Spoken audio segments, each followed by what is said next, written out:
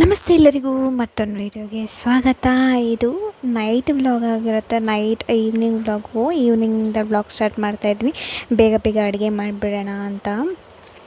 ಈ ನಡುವೆ ನಾವು ಫಸ್ಟೆಲ್ಲ ತುಂಬ ಲೇಟಾಗಿ ಊಟ ಮಾಡ್ತಾಯಿದ್ವಿ.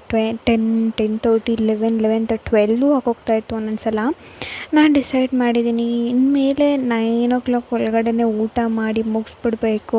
ಆವಾಗ ಮಲ್ಗೋದಕ್ಕೂ ಸ್ವಲ್ಪ ಈಸಿ ಆಗುತ್ತೆ. ಅದಕ್ಕೋಸ್ಕರ ನಾನು ಈವ್ನಿಂಗಿಂದನೇ ಅಡುಗೆ ಸ್ಟಾರ್ಟ್ ಮಾಡ್ಕೊಂಬಿಟ್ರೆ 8 ಒಳಗಡೆ, ಅಂದರೆ 6:30 ಅಡುಗೆ ಸ್ಟಾರ್ಟ್ ಮಾಡಿಕೊಂಡ್ರೆ 8 ಒಳಗಡೆ ಫುಲ್ ಅಡುಗೆ ಎಲ್ಲ ಕಂಪ್ಲೀಟ್ ಆಗುತ್ತೆ.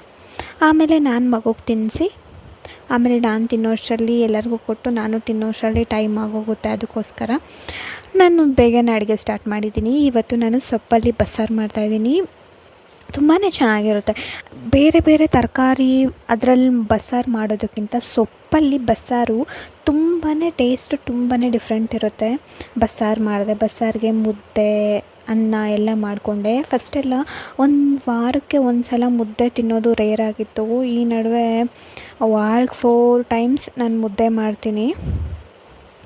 ಮುದ್ದೆ ಮಾಡಿ ತುಂಬಾ ಚೆನ್ನಾಗಿರುತ್ತೆ. ಇನ್ನೊಂದು ಮುದ್ದೆ ಆರೋಗ್ಯಕ್ಕೂ ಒಳ್ಳೆಯದು. ಅದಕ್ಕೋಸ್ಕರ ನಾನು ಮುದ್ದೆ ಆದಷ್ಟು ಟ್ರೈ ಮಾಡ್ತೀನಿ ಮಾಡೋದಕ್ಕೆ.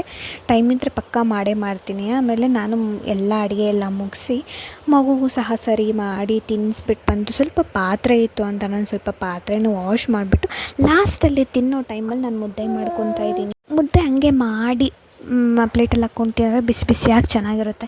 ಮಾಡಿಟ್ಟರೆ ತಣ್ಣಗಾಗೋಗುತ್ತೆ, ಅಷ್ಟು ಚೆನ್ನಾಗಿ ಇರಲ್ಲ. ಅದಕ್ಕೆ ನಾನು ಆವಾಗ ತಿಂತೀವಿ ಇವಾಗ ಅನ್ನೋವಾಗಲೇ ನಾನು ಬೇಗ ಬಿಸಿ ಬಿಸಿ ಮಾಡಿ ಹಂಗೆ ಪ್ಲೇಟಲ್ಲಿ ಹಾಕ್ಕೊಂಡು ತಿಂತೀನಿ. ಇಷ್ಟ ಆಗಿತ್ತು ಈ ವಿಡಿಯೋ. ನಾನು ಮುಂದಿನ ವ್ಲಾಗಲ್ಲಿ ಸಿಗ್ತೀನಿ. ಬೈ ಬಾಯ್.